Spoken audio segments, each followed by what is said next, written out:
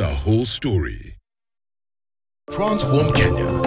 Empower our nation.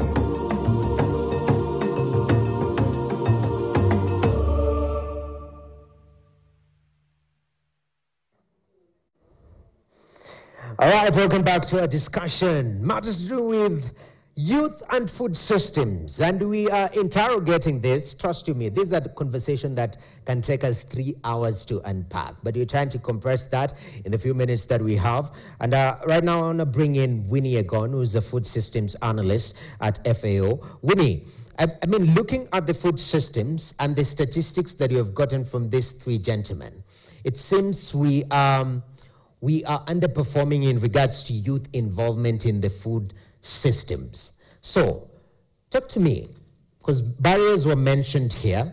I mean, why are there barriers within the system that is barring youth, or what can we do so that we can break and take over the food systems as young people? Thank you for your question. As you were reflecting and talking, I'm realizing we are mixing food systems, agriculture, the farm.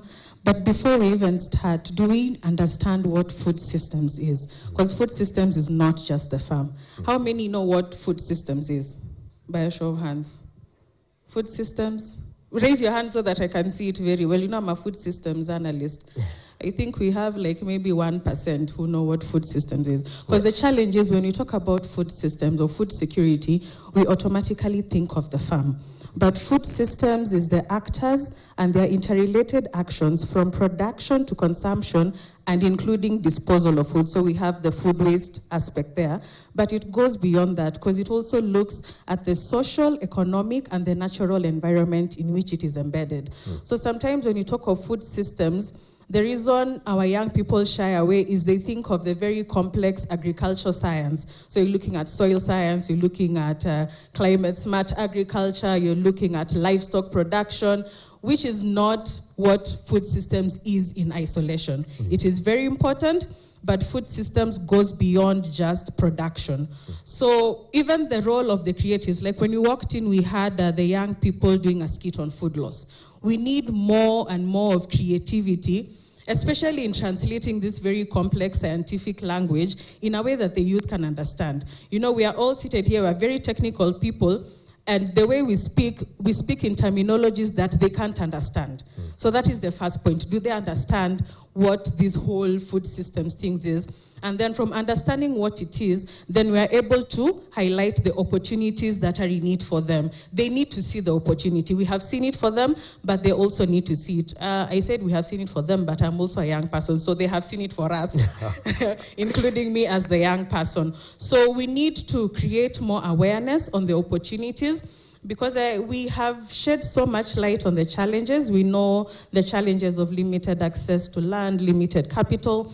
But when we interact with the young people, these days they are very solution-oriented. So it is up to us to give them the platforms to share their innovative ideas with us, and for us to mentor them, to mold them, to shape them into actionable points so that we can work together. So, because we can't get rid of the older folk in the food system, and we need the younger folk in the food system. Like our colleague from the ministry mentioned, we have very many retiring and exiting the ecosystem. So before they exit, there should be a mechanism where they are teaching the young people all they know. Because when the young people come in, they will not have all the knowledge and the skills that has been amassed by the older people. So we need ways where we mentor our young people, we coach our young people, we give them the right skills, the right tools, and guide them on where the opportunities are. Raymond mentioned agribusiness, because when you package it in form of a business, it doesn't really limit it to the farm, because we are looking at agro-processing, we are looking at value addition, even marketing, setting up online platforms or that link the market to the farm, that is still within food systems. So how we package food systems is very important, and I hope at least by the end of today we now know what food systems is. You can go and read more on food systems. Yes. There's a lot of information, especially as FAO, we have a wealth of information because FAO is a technical organization. So we have a lot of information on the opportunities for the young people across the value chain, across the nodes, and these opportunities that they can quickly take in. And I encourage my creative team, please keep sharing this information, because sometimes it's so hard to convince people using technical jargon, but when you put it in a skit, the message hits home. Definitely. Thank you very much for that opportunity and solution-oriented discussions. So you're telling me young people want to see opportunities, not just to mention for them challenges. They're already fighting the challenges on the ground. Give them opportunities. And I'm glad. I want to bring in Lucy, because Lucy, young people have been crying a lot, about where are these opportunities. And you, with Onion Doctor, founding and being part of this food system ecosystem, within the system you can see where young people can plug in. Talk to me about that. Where are those opportunities? How did you manage to see such an opportunity and take advantage of it? All right, good evening, everyone. My name is Lucy, and I sit on $1 billion industry as I look at it, which is an onion. I talk onion, everybody relates. And that is one of the biggest opportunities that I might have seen as a young person back then till now that an ordinary person may not see. Looking at an onion, you look at it as food, I look at it as a value chain. So when I look at the onion value chain, I can see similar value chains working. I can see chicken value chain, I can see milk value chain, I can see tea value chain, and then there's no value chain for onions. So that is right, an opportunity seated right there. And looking at it as a value chain, as my colleague from FAO is saying, you're able to see things on a broader perspective.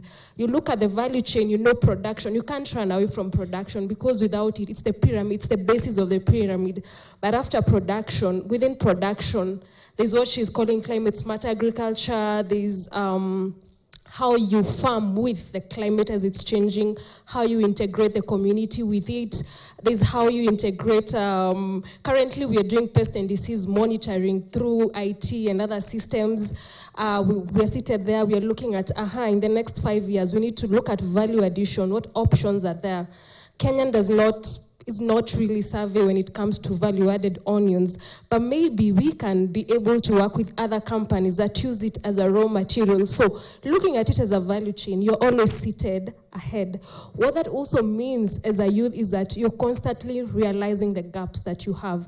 I'm an agronomist by profession from JKUAT, but then as I sit at it right now, I don't do agronomy in my company. I do business development currently. So the more you sit at these opportunities, the more you look at agriculture as a business or as a company, the more you see these gaps. And talking about opportunities, there's so many opportunities for the youth currently. Some of these courses that are there, they're available. You need to learn how to brand yourself as a person. You need to learn how to brand your business.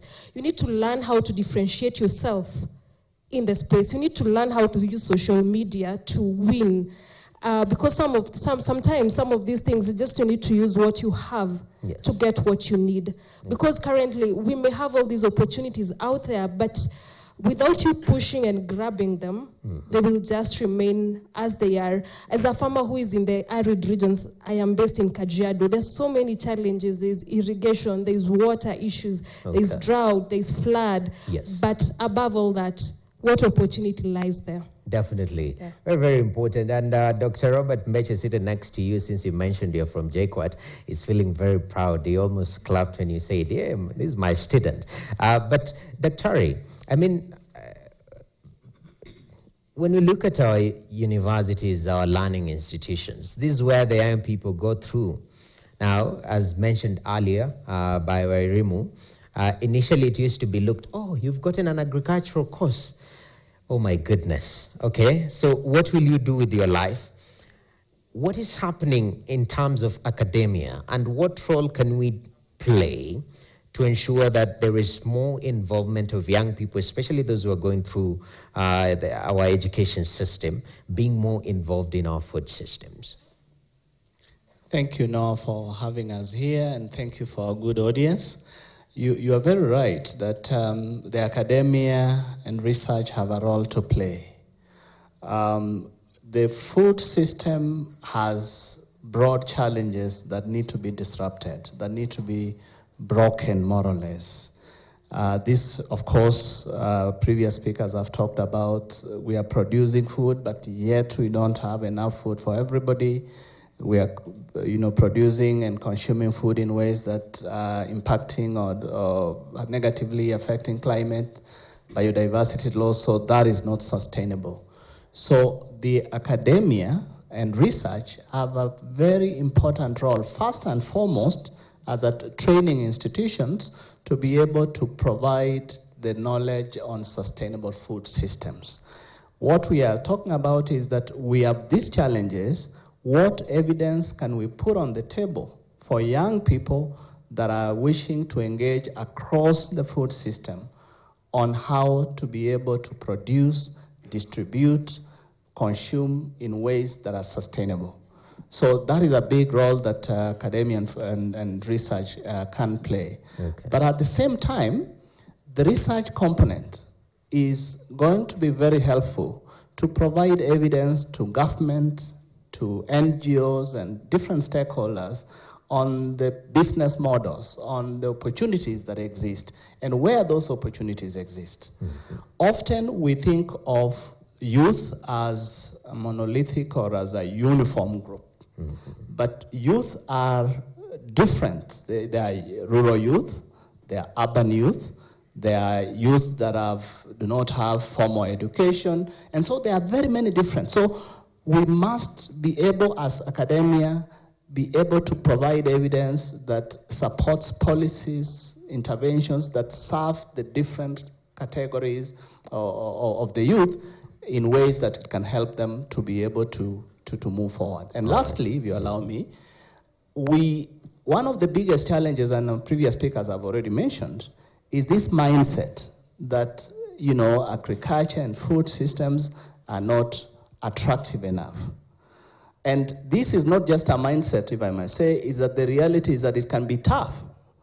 And there are a number of challenges that prevent them. The profitability of agricultural enterprise is not that much. Yeah. So one is that we must allow education and mentorship that changes the mindsets, allows people to be competent to see opportunities that she had already seen. Okay. Yeah, let me stop at that. Thank you very much, Doc, for mentioning and even using your students as an example. It's very encouraging. The role of academia, and you've mentioned some of the issues that you learned in school. They're coming in handy, but you have to go above and beyond as a young person. So talking about change of mindset, which is very critical, I like to pick their minds, our audience, in that regard. Quickly, I want to go to Anne Veronica, my colleague on the floor. If you're given a microphone, please be brief, be straightforward, so that we answer these questions in the next 5 minutes max. Over to you, Veronica. And when I give you the mic, kindly remember to say your name, the course you're doing, and who you're directing the question to, all right? Okay. Hello, good evening, everyone. My name is Sophie Carrera. I graduated here last year with a master's in economics. I am a founder of Zero Hunger Activist. We work with young people to make them more actively involved in agriculture. We donate seeds to them for them to have gardening skills, and I'm here to ask a question to FAO and academia and even the government. What are you doing in terms of capacity building, especially for the young people already doing something about food security for them to have sustainable impact? Thank you. All right. Okay. Good evening, everyone. My name is Engineer Ochieng Brianombe. Tonight, I represent Karachuonyo constituency and also my company, Spacebar Energies. I speak as a watermelon farmer, and I have only 3 questions. One is, how do we increase our value addition across the various supply chain stages? And also, how do we mitigate the post-harvest losses? And to the onion doctor, kindly advise us on the best onion seedlings to plant, because the last time I checked, the red Creole 1 kg cost 60,000 shillings. So we as youths, we are willing, but we are lacking in ability. So thank you very much. One more before we come to the panel. Okay, one more.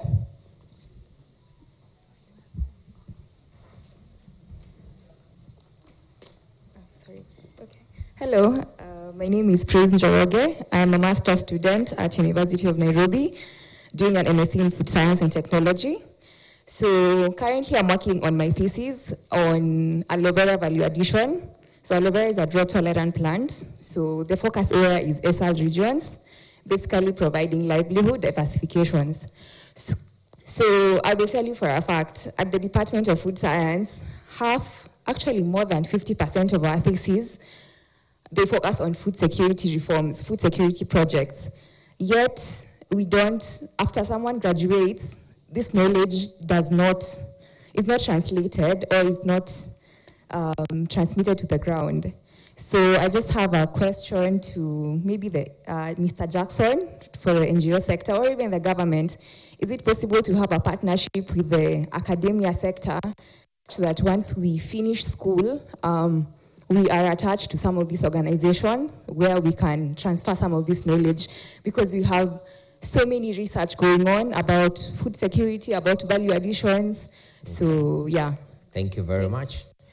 We can answer those ones first. Yeah, thank you very much, Veronica. Matters to do with capacity building. Who's going to pick that? Briefly, sir. Yeah, thank you. Yeah, thank you so much, our colleagues from the floor, the youths that are representing the rest on matters, agriculture and the food systems. We have a lot as a government that we are doing with the youth, and I would wish that you kindly get in touch with us. I'll give you our contacts.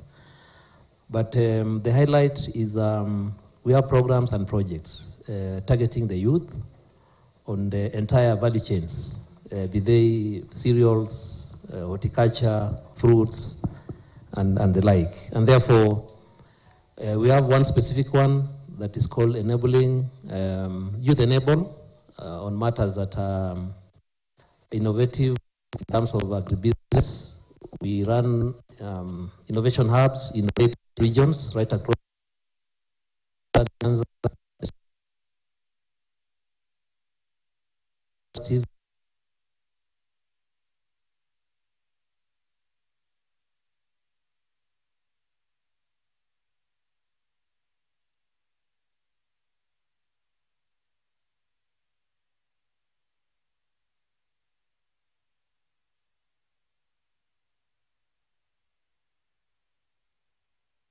Thank you. You can even develop new technologies and innovations on matters post-harvest management. It's a very serious problem. Depending on the value chain, some losses up to 80%. And the government at the moment is running post-harvest interventions in terms of dryers for the cereals. But we have the technology, we have the know-how that can be incubated for us, for you to be able to assist us on reducing post-harvest losses. Okay. And we are very ready to receive you and link you to those innovation hubs. All right. Thank you very much. So that's a promise. You just come down after this session, since it's promised to provide context. Briefly, there's the issue of value addition, post-harvest losses. I don't know if you could respond to some of the questions. I can respond to that. I'll start with Ms. Njoroge's question on partnership with the academic institutions. And for sure, as concerned, we are partnering. We are partnering with the University of Nairobi, we are partnering with Strathmore University, and we are partnering with JKUAT University. The partnership currently entails more on research and development, but 2 years ago we noted a gap that we are trying to address some of the barriers in the context that we work, but we don't have the right skill sets within our workforce. So we came actually to the University of Nairobi, spoke to the placement center, and discussed on ways of having graduate trainees be attached to the office. So that program just started, and we hope to enhance that for the future.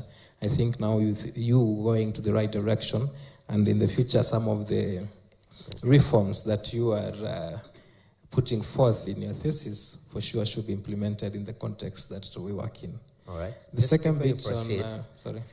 Before you proceed, for broadcast purposes, yeah, because this session is ongoing, but at this particular moment, I'll just like to hand over back to our studios so that we continue with the Q&A session. But remember, on the 11th, right here at UON, Taifa Hall to be specific, starting 8 a.m.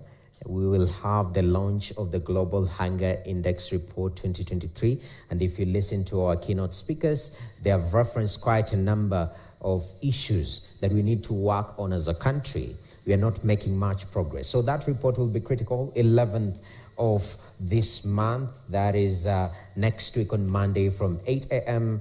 And we will be live again on KTN News, Farmers TV, UON TV, and streaming across all platforms. But at this particular moment, on Matters Formality, thank you very much for joining with us, those of us who've been joining us through our television sets and streaming. We really do appreciate your involvement. Right here, we continue with this discussion. We're just touching the tip of the iceberg. There's still more questions coming up, but at this particular moment is to say thank you very much for being part of this wonderful conversation on matters youth involvement on food, or rather in food systems. My name is Noah Kipkemboy. It's been a pleasure. Thank you very much. Have yourself a good night, even as we continue with this discussion. You can appreciate yourself for making time also all that time. Thank you very much. Peace. All right.